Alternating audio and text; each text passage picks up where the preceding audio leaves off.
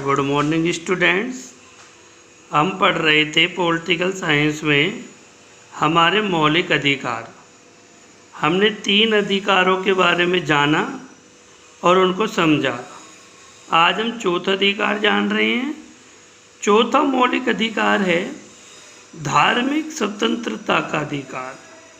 धार्मिक स्वतंत्रता का अधिकार पॉइंट वाइज समझेंगे।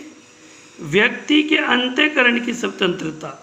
अनुच्छेद 25 के अनुसार प्रत्येक भारतीय नागरिक को अपनी इच्छा से कोई सा भी धर्म अपनाने की स्वतंत्रता है। दूसरा, धार्मिक मामलों का प्रबंधन करने की स्वतंत्रता।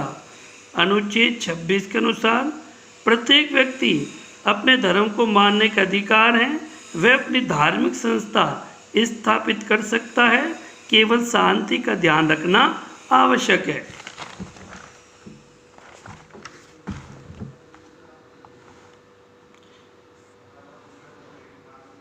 राजकीय संस्थाओं पर धार्मिक शिक्षण पर रोक। किसी भी विद्यालय में, किसी भी संस्था में धर्म के नाम पर शिक्षा नहीं दी जाएगी। इसके अतिरिक्त मान्यता प्राप्त संस्थाओं में किसी भी व्यक्ति को धर्म विशेष की शिक्षा ग्रहण करने का कोई अधिकार नहीं होगा। 5वां अधिकार, शिक्षा एवं संस्कृति का मौलिक अधिकार। शिक्षा एवं संस्कृति का मौलिक अधिकार। अल्पसंख्यक वर्गों के हितों की सुरक्षा। अनुच्छेद 29 के अनुसार सभी नागरिकों को अपनी शिक्षा एवं संस्कृति को बचाए रखने का अधिकार है तथा अपनी भाषा लिपि को भी बनाए रखने का अधिकार है।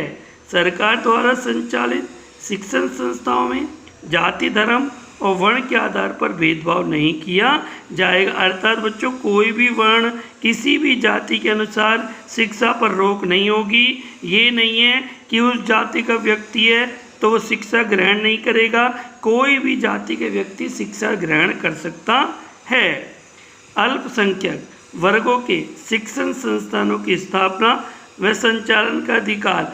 अल्पसंख्यक होते हैं बच्चों जैसे मुसलमान, सिख, ईसाई, यानी जिनकी संख्या भारत में कम है, तो उनको भी शिक्षा से वंचित नहीं किया जाएगा। हमारा छठा अधिकार है संवैधानिक उपचारों का अधिकार। क्या होता है ये संवैधानिक उपचारों का अधिकार? अनुच्छेद 32 के अनुसार नागरिकों को संवैधानिक उपचारों का अधिकार दिया गया है। अर्थात ये इसलिए जरूरी है ये अधिकार कि कोई अगर हमारे मूल अधिकारों पर हस्तक्षेप कर रहा है, कोई हमारे मूल अधिकारों को लागू करने से रोक रहा है, तो हम देश के सर्वोच्च न्यायालय या उच्चतम न्यायालय में अपील का अधिकार रखते हैं।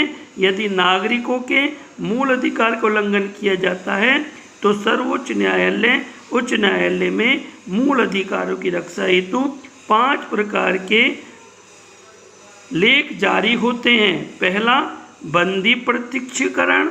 दूसरा, उत्प्रेक्षण। तीसरा, परमादेश। चौथा, अधिकार परीक्षा।